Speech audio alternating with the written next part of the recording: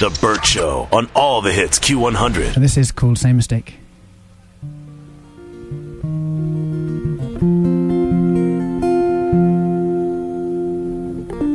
Saw the world turning in my sheets, and once again I cannot sleep. Walk out the door and up the street, look at the stars beneath my feet. Remember rights that I did wrong, so here I go.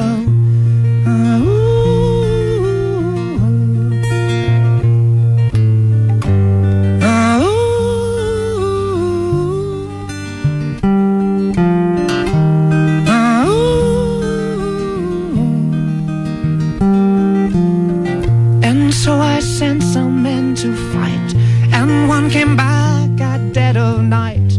Said he'd seen my enemy, said he looked just like me. So I set out to cut myself, and here I go.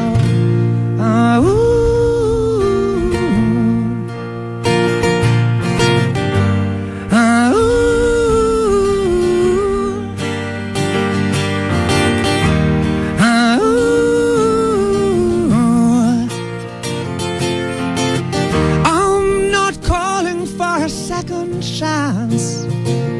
I'm screaming at the top of my voice.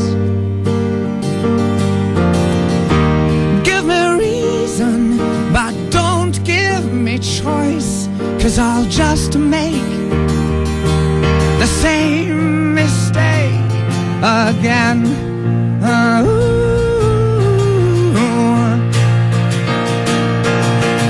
And maybe someday we will meet, and maybe talk and not just speak. Don't buy the promises, 'cause there are no promises I keep, and my reflection troubles me. So here I go.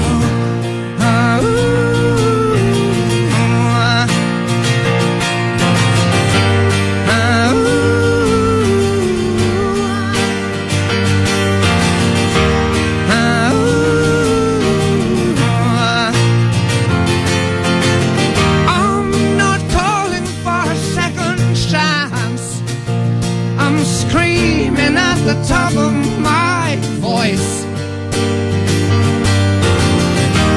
Give me reason, but don't give me choice, 'cause I'll just make the same mistake. I'm not calling for a second chance. I'm screaming at the top of my voice.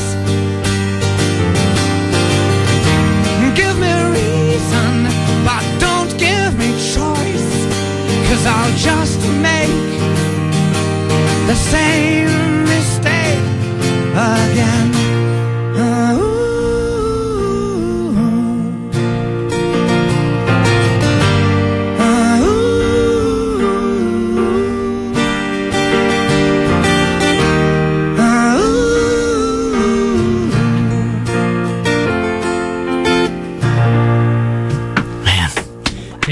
Q100. I was just thinking, it's impossible for you to not get laid after you sing that to a woman? I mean, good God. Well, let's hope so. See, I think he just needs a hug. Like, I don't You want even to go think there and they hug get James laid. Blunt? Go hug James He Blunt. feels like he needs a Go hug. ahead, alleviate some of the pain. Go, Jamie Massey. I just feel like there are some people that have I feel been. much better now. I just feel like there are some people that are put on this planet for a purpose, and that purpose is abundantly clear what yours is. So, Thanks. What, to dance? You want to show me some of that? I'm glad that you do what you do, because those songs are in there somewhere. They're supposed to Yeah, you know, it's move people. You're like ready to cry right now. Look at her. well, you know, it's a great job, and it's Ask great it in fun. here.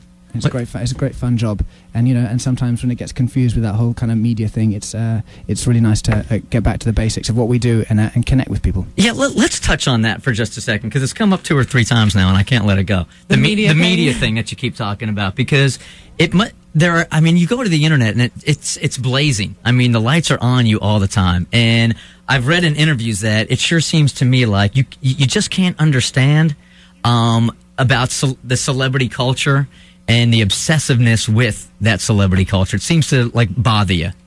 I mean, I just find it interesting that we have constructed a thing called celebrity, when I think we should be celebrating other people like doctors and nurses and teachers. They're the people who we should be focusing on. And in this day and age when those kind of magazines that focus on these human constructs called celebrity sell and make more money per week than maybe the music industry does in a year, then maybe our eye is off the ball, because music is an art form, is a form of culture.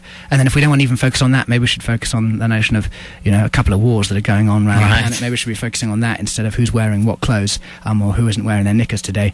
And then there's also an important topic called climate change and global warming, and maybe we should be talking about that on a daily basis, again, rather than who was seen talking to whom at what nightclub.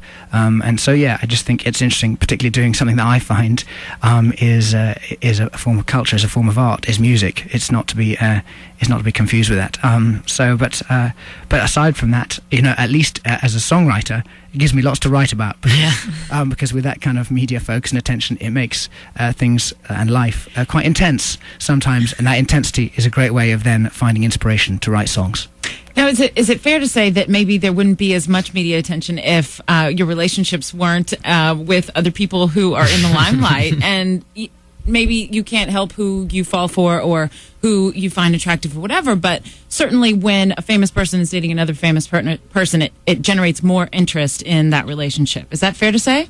They may be well known, and of course, I think you're right. In the media or the celebrity obsessed culture, it generates a bit of that. But like I say, humans are just humans. You don't go for a partner or girlfriend or boyfriend for any other reason, hopefully, than the fact that you get on with each other. It does seem like a double-edged sword, though, and I kind of feel like what you're saying here. I'm not judging or anything, but if you're out with like the Lindsay Lohans of the world or the Paris Hiltons, like that paparazzi crush is going to be around you. So if you dislike it so much, why even put yourself in that arena, kind of thing? 4 years ago, I recorded an album called Back to Bedlam. I recorded it in Los Angeles, and I went out to exactly the same clubs I went to last year.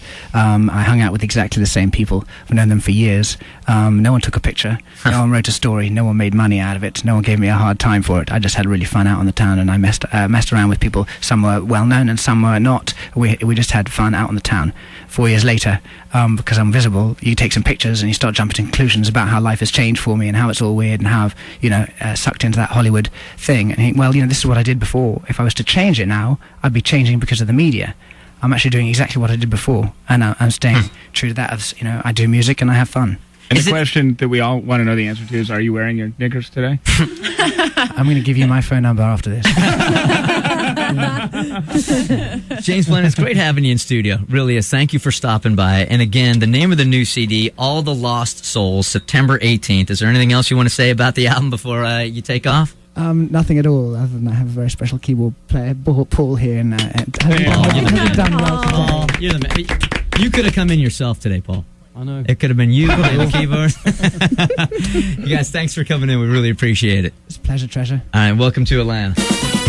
As 8:54 now, we'll link on up to James Blunt. Of course, he has a MySpace page. Of course, probably the best form of marketing you can do now. He's one of my friends. I'm on MySpace. Is he? Already. And you got a big old hug from him, too. I did. This has been a good couple of weeks for you. It's been good. Really good. It's Enrique, a couple of weeks ago. She was with Enrique as well. Yeah, she did. Really? Enrique was in here, and he was all over both of them, I got to tell you. Much more so than you are. It's a little offensive that you haven't been. I feel betrayed. There's still time. There's still time. There's still time. She goes for guys with accents. Just big in accents. Right. Not bad, really. Like the that? accent is good. It's better than Jeff's. Jeff, we didn't even hear your accent today, did we? It's a calling. Let's hear sexy. It's a calling. I can't control when I suddenly become British. An angry British. Just happens. Every British person is so angry, according to Jeff. From the Jimmy Dallas Mazda of Marietta Traffic Center. Q100 Traffic with Jamie Massey. Piss off! Georgia 400 right now.